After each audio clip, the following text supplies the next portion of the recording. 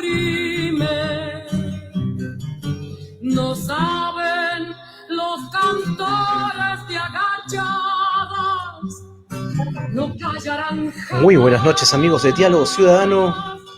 Los saluda Renzo Cárdenas esta noche para dialogar con Gladys Díaz Flores, candidata por Juntos por el Perú con el número 24, candidata al Congreso de la República. Y hoy conversábamos y decíamos, ¿cuál es tu canción favorita? Y me dijo, Si se calla el cantor. ¿Qué pasa si se calla el cantor, Gladys? En estas épocas tan difíciles, ¿qué pasa si ese cantor deja de cantar? Bien, buenas noches, Renzo, muchísimas gracias por la invitación. Y bueno, buenas noches a todas las personas que nos están viendo y nos están escuchando en esta emisora de Diálogo Ciudadano.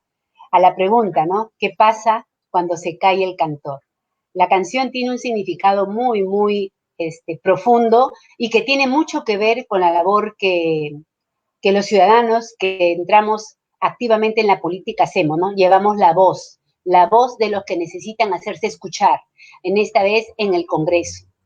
El cantor hace poesía de la vida, de sus problemas, de sus amores, de sus emociones, y por lo tanto cuando transmite esas emociones, esas experiencias de vida, nos da a conocer que hay personas que sienten, que viven de una manera distinta a la nuestra y con la que hay que vivir y convivir. Entonces eso es lo que hace el cantor, ¿no? Transmitirnos emociones y nos hace sentirnos acompañados. A mí me encanta la canción. Y Si se calla el cantor. sabes que cuando tengas que estar en el Congreso, vas a tener que proponer tu voz frente a otras voces. Así ¿Y cómo podrías armonizar tú con las otras voces, este coro del Congreso, con la propuesta de Juntos por el Perú, que están referidas a la educación y al magisterio? ¿Cómo vas a armonizar con otras posturas políticas? Algo que considero que debo seguir practicando es la escucha activa. Escuchar, participar y hacerme escuchar también. Hacerme escuchar en función de razones, de propuestas que tengan sentido y que motiven a los demás a luchar, a alzar una propuesta que me parece interesante, como es, por ejemplo, el sector educación. Como educadora, yo voy a tratar en el Congreso de defender los derechos de todas las personas, ¿no? En este caso, los derechos a la educación, una educación gratuita, de calidad, universal, y que llegue a las escuelas públicas y a las no públicas también. Entonces, el Estado, en este caso el Estado, tiene esa posibilidad, ¿no? De brindar esta educación. Entonces, quienes van a hacer posible eso es el conjunto de congresistas que vamos a entrar en esta ocasión al Congreso de la República en el 2021. Y hacer pedagogía en el Congreso, ¿tú crees que es posible cuando lo que hemos visto en los últimos años es un tira y afloja de intereses muy particulares en los temas educativos sobre todo, ¿no? Cierto, sí. Bien, sí, se puede hacer. La pedagogía, la didáctica se hace no solamente en el aula, también la hacemos en la familia y también lo hacemos cuando manejamos medios de comunicación. En este caso, en el Congreso, vamos a constatar opiniones, vamos a confrontar opiniones de una u otra, de otra manera y de diferentes posiciones. Pero aquí se tiene que trabajar mediante el uso de la razón, el uso de plantear cosas que sean realmente necesarias, que sean viables, que sean importantes. Entonces yo creo que nadie se puede negar, ¿no? Si tú planteas una situación, una ley o planteas una propuesta de ley que va a beneficiar a la mayoría de jóvenes, de niños, de adolescentes, de personas, ¿no? Que están en toda la etapa de educarse, porque consideramos que es importantísimo desarrollar este aspecto. ¿Por qué? Porque un pueblo educado garantiza el desarrollo, un pueblo educado garantiza el bienestar de la persona, pero también de su entorno familiar, social. Entonces, podemos nosotros estar tranquilos cuando nuestro pueblo está educado. Un pueblo educado es garantía de desarrollo, de progreso, de bienestar emocional y también físico, porque la persona va a tener mejores posibilidades de poder desarrollarse profesionalmente. Entonces, por ahí estamos, yo creo, a nivel mundial se considera un aspecto importante el desarrollo de la Pero población. este pueblo educado requiere de diferentes estructuras para desarrollar precisamente estos planes de reforma o estos planes para crecer en estándares educativos. Y sobre ello hay algunas aristas que me gustaría que me comentes. Una fundamental es si el magisterio, así en las condiciones en las cuales se está trabajando hoy, con las dificultades que puede presentar en sus capacitaciones, las dificultades que puede estar en la carrera magisterial y el magisterio rural, ¿no? Porque parece que solamente veamos los profesores de Lima o de las grandes ciudades, pero el magisterio va a tener una presencia importante en estas propuestas de Juntos por el Perú en la Educación. Y por otro lado, solamente hace falta temas de aumentar el porcentaje del PBI en educación y con eso se resuelve todo también, como lo han presentado otros grupos políticos. Sí, yo sé que lo están presentando y lo están también planteando dentro de las propuestas. He escuchado a otros candidatos al Congreso que sin ser educadores consideran que es importante esto, levantar la bandera de la educación. Pero yo quisiera responder a tu pregunta, ¿no? Plantear una situación de transformación de la educación peruana pasa en primer lugar por trabajar, impulsar la nueva constitución. Esa nueva constitución tiene que poner las bases sobre las cuales se va a ir de manera progresiva trabajando hacia ese ideal que nosotros tenemos de sociedad y de educación para el pueblo peruano. No es de la noche a la mañana que se va a trabajar. Se va a trabajar En esa nueva todo constitución que ustedes están proponiendo y también otros dos grupos o tres grupos políticos también están en la misma onda de la nueva constitución, pero en este punto concreto, ¿cuáles son las propuestas para colocarlas en el debate constituyente sobre el tema educativo? Sí. Nosotros pensamos que en el campo educativo tenemos que plantear, son varias cosas que queremos plantear. No solamente, recuerda que Juntos por el Perú está planteando una nueva constitución para un nuevo Estado, para una nueva economía, para una nueva educación. O sea, queremos transformar la educación peruana. Esa transformación pasa, así es. Claro, esa transformación pasa por, primero, ¿no? Considerar que el magisterio peruano tiene que ser revalorado en su condición de maestro, que es el sujeto más importante del proceso, ¿no? Del proceso educativo. Es más importante, uno de los sujetos más importantes. ¿Por qué? Porque es el profesional que va a trabajar el corazón y la mente de los niños. Con él tenemos que trabajar desde un primer momento, no esperar a que ya la constitución esté hecha, desde ya tenemos que trabajarlo. ¿Y cómo tenemos que trabajarlo? Tenemos que, cuando decimos revalorar, quiere decir volver a valorar, mirar con otros ojos al maestro, mirarlo con otros ojos. El maestro tiene que sentir que nosotros lo sentimos como un sujeto importante. Pero eso concretamente, el Estado, concretamente, ¿cómo va a valorar a los maestros si es que aún hay brechas entre los propios maestros tan grandes? Hay no solo brechas de conocimientos, de capacitaciones, de sueldo. Ajá. Bien. Vamos a tener primero, ¿no? Que trabajar duro lo que es la formación, la profesionalización, la parte formativa del maestro. O sea, vamos a trabajar con universidades que se alineen a esta propuesta para que vayan formando el conjunto, digamos, de personas que se están formando en educación para los diferentes niveles. Ya lo está haciendo, ya lo está haciendo en algunas universidades, pero ahorita se tiene que hacer de manera mucho más agresiva. No podemos ir con pasos así atemorizados y con poco a poco. Tenemos que hacerlo de manera mucho más agresiva y mejorar, por ejemplo, la profesionalización del maestro, con capacitaciones con capacitaciones permanentes, sostenidas, con buenas capacitaciones y con buenas instituciones, en este caso, universidades de prestigio, universidades preparadas para que comiencen a formar a los maestros que van a entrar a todo este cuerpo de maestros que van a comenzar a formar a los maestros.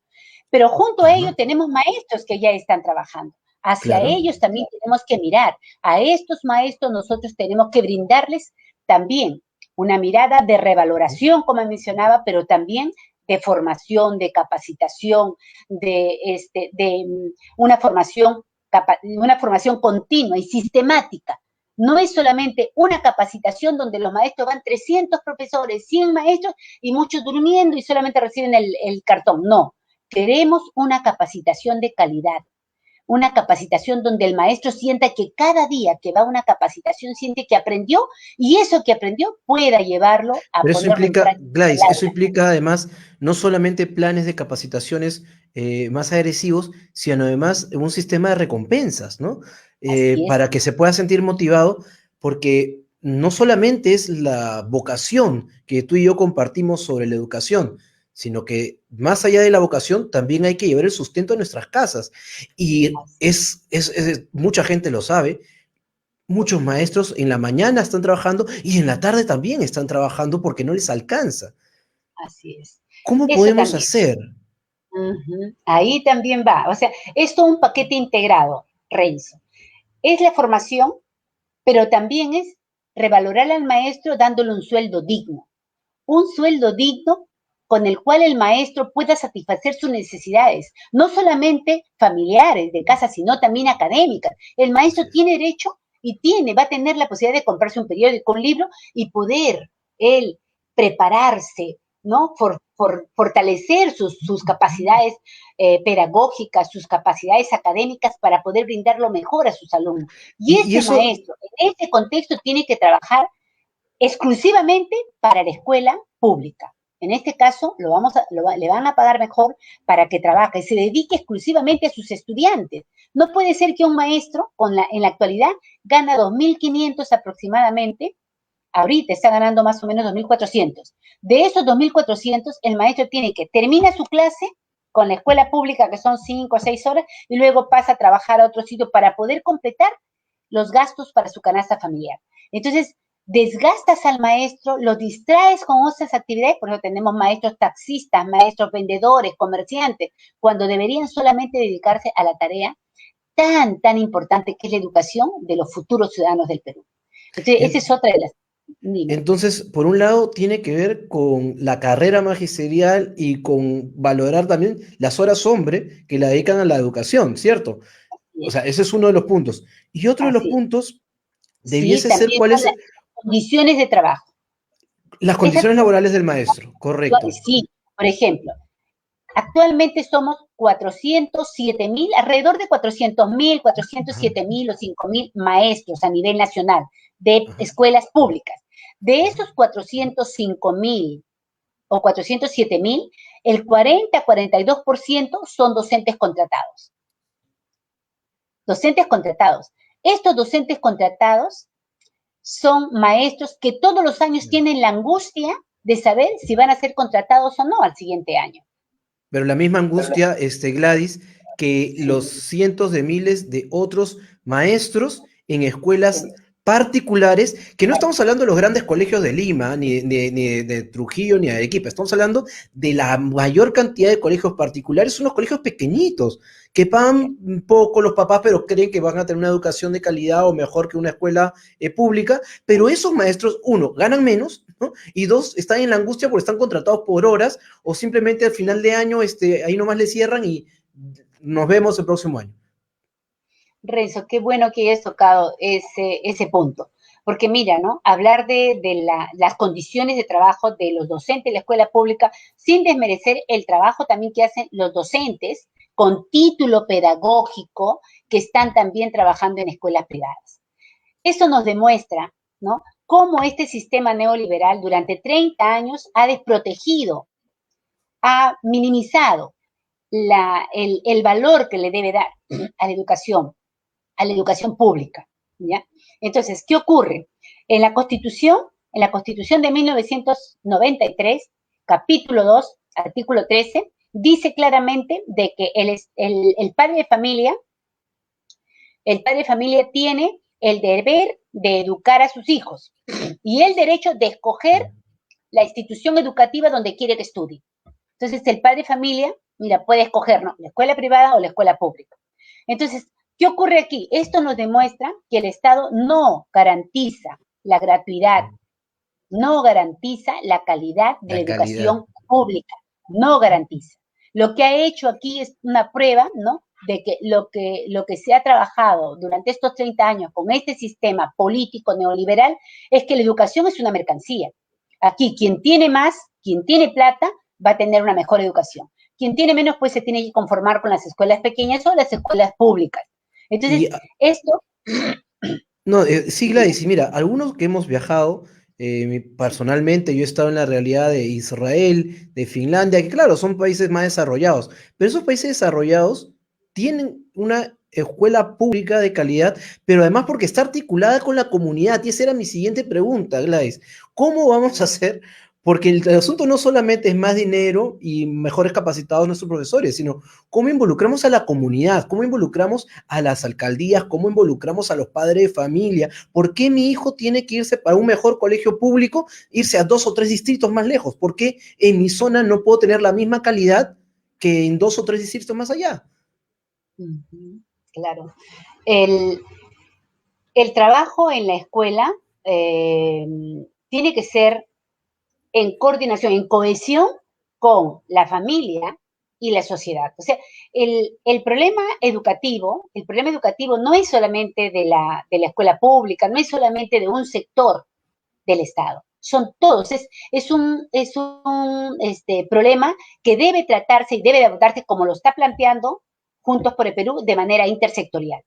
Todos los sectores tienen que trabajar, tanto el sector economía, tanto el sector agrario, tanto el sector alimentación, tanto el sector salud, todos los sectores tienen que trabajar y apuntar, incluso, Renzo, los medios de comunicación.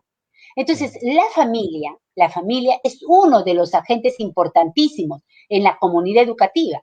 Ahora que me mencionas cómo trabajar la cohesión con la familia, te menciono que una de las propuestas que se está también lanzando en este contexto de la pandemia es que si nosotros estamos ahorita en este contexto de pandemia que seguramente va a durar todo este año, el sistema educativo tiene un papel muy importante en este contexto.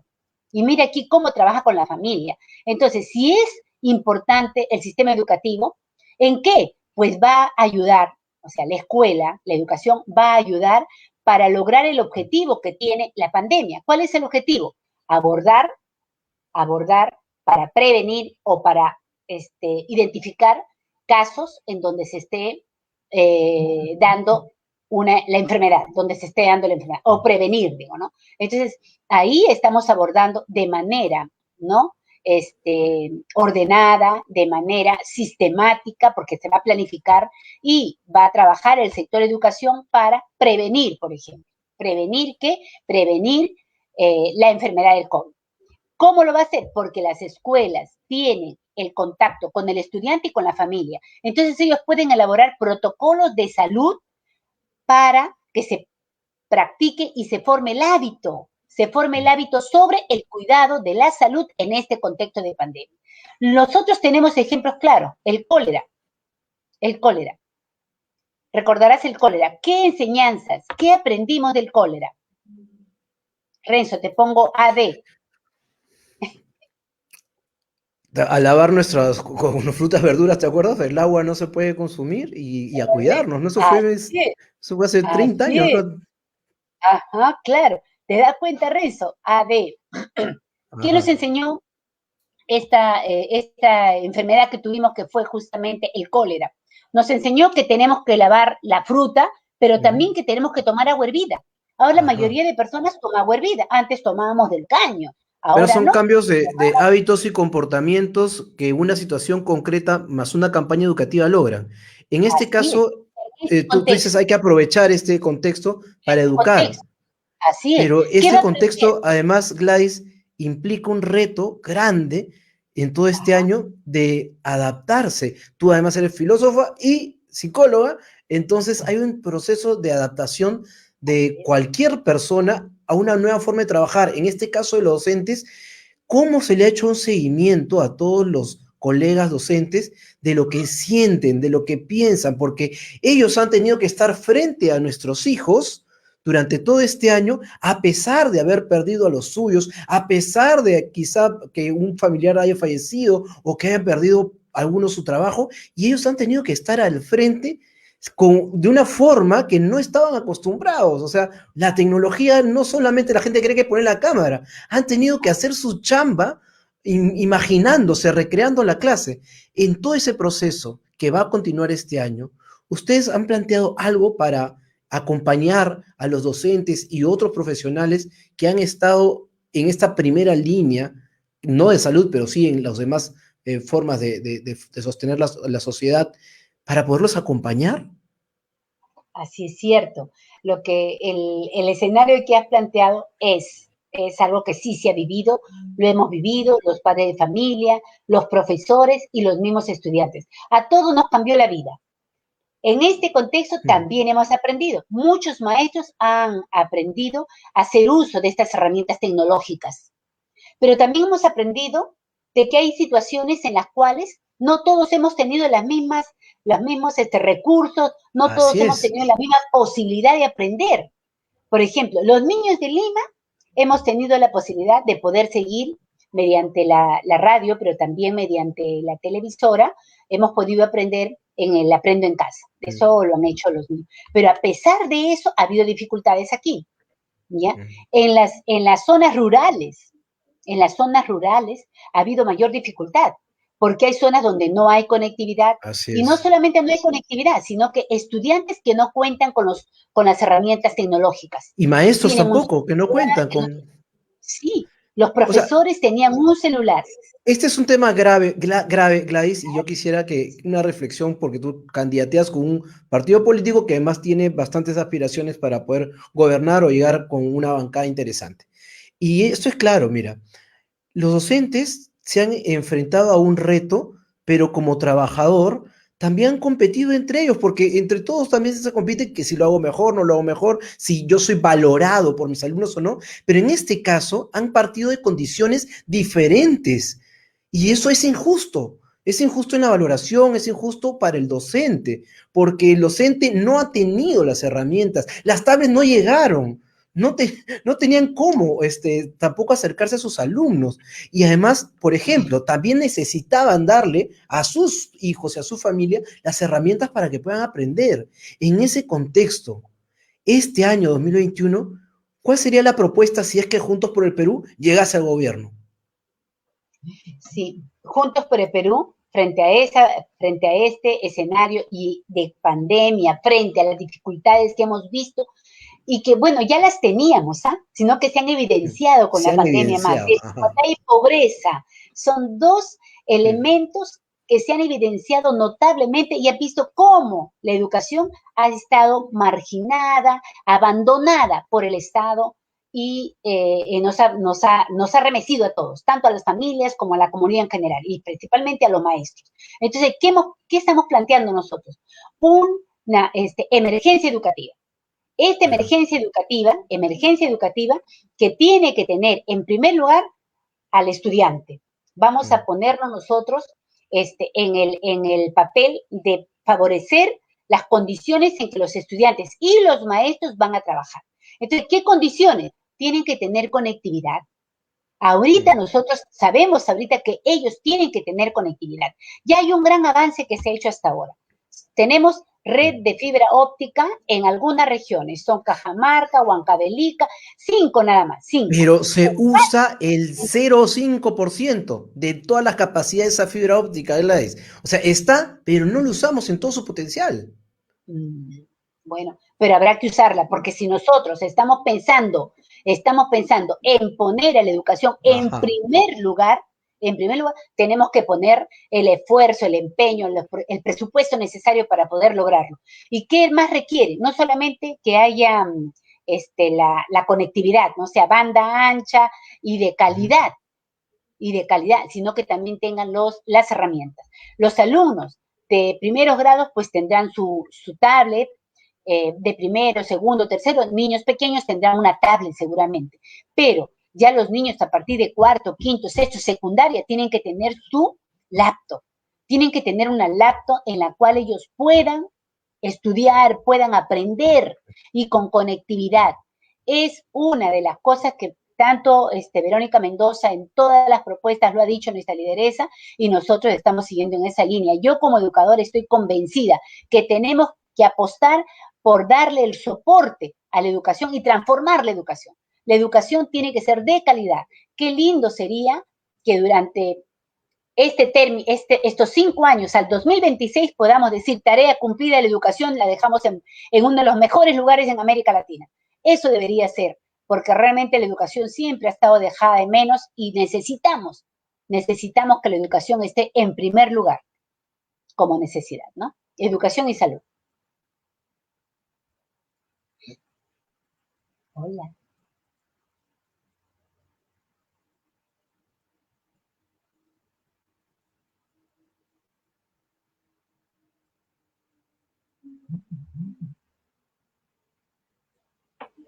Hola, hola, volví. Ajá, acá estamos. Ya pensé que... No, no. Ya, sí. Hablando de educación, conectividad y nos desconectamos. Es importante lo que nos planteas, Gladys, precisamente porque estas propuestas serán viables en función a que el ordenamiento jurídico lo puedan plantear con total claridad dentro de una nueva constitución. Si no fuese esa nueva constitución, igual ustedes estarían impulsando estas normativas junto con otras bancadas. Ojo que además está un compañero docente que es Pedro Castillo, encabezado por una lista, ¿no? Pero dentro del magisterio, ¿hay unidad para impulsar estos cambios o hay grupos que se están disparando por su lado? No, yo considero de que el hecho mismo de que los maestros conozcamos la realidad, cada quien a su manera, pero dice lo mismo. Y no solamente del grupo de izquierda, los grupos también como el señor Lescano, los otros candidatos, les escuchan lo mismo, están planteando lo mismo, están planteando cambios en la Constitución. Ellos piden cambios en la Constitución, no nueva Constitución. Nosotros sí pedimos nueva Constitución, porque no es solamente educación, es también el aspecto económico, es el sector agrario, en general es todo, tenemos que revisarlo todo y tiene que haber cambios. En este caso, a mí me corresponde hablar sobre el aspecto educativo, ahí tenemos que transformar la educación. La educación no puede seguir en el sitial donde está. Son postergaciones durante mucho, mucho tiempo que venimos arrastrando, y que es momento ya, estamos en el bicentenario de la educación, de bicentenario 2021, mira, nuestro bicentenario, no tenemos ahorita nada que festejar, pero yo creo que sería un buen inicio para poder relanzar la educación, darle el sitial que le corresponde, porque con eso nosotros garantizamos el progreso de la nación, garantizamos nosotros el bienestar de la persona, de la familia, de la sociedad. Vamos a garantizar también que haya, con una buena educación, haya ciudadanos que respeten, que amen su medio ambiente. Vamos a tener ciudadanos que sepan participar, que sean ciudadanos participativos, críticos, que no estén viendo solamente novelas, que no estén viendo solamente esto es guerra. Yo considero que eso es lo que tenemos que hacer nosotros. El peruano tiene que saber pensar, el peruano tiene que saber reaccionar, el peruano tiene que indignarse ante cosas que pasan y que no se indignan. Eso es algo que siempre hemos visto. Yo soy profesora de filosofía y decía, pero no se indigna, mira lo que está ocurriendo y nos pasa como que, bueno, eso es así, pues no. Nosotros tenemos que indignarnos y esa indignación tiene que llevarnos a transformar las cosas. Hay que transformarlas, eso es. Criticidad, transformar las cosas si nosotros consideramos que debe transformarse, ¿no? Yo te invito, Gladys, a que puedas dirigirte a los que no van a votar por ti ahora y dices, he escuchado a esta señora, me parece interesante. ¿Y cómo los invitarías tú a que voten por ti, a que te den su respaldo?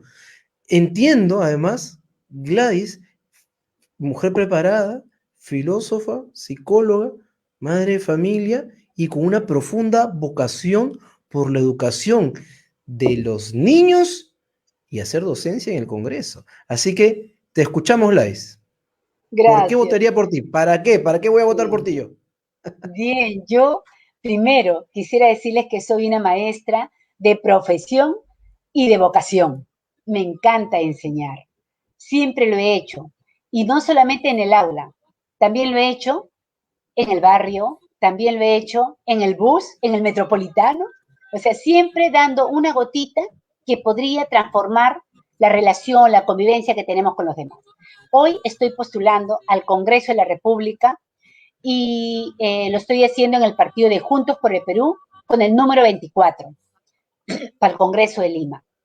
¿Y por qué quisiera que voten por mí? Porque al igual que ustedes, considero que todos nos merecemos un Perú distinto, un Perú diferente, un Perú donde el Estado sea un Estado transparente, un Estado honesto, un Estado que gestione bien sus recursos, que no deje que otros los manejen. Nosotros tenemos toda la capacidad para manejar nuestros recursos. Un Estado que vele por la educación, por la salud del pueblo. Entonces, yo considero que esta es nuestra oportunidad. No podemos volver a equivocarnos.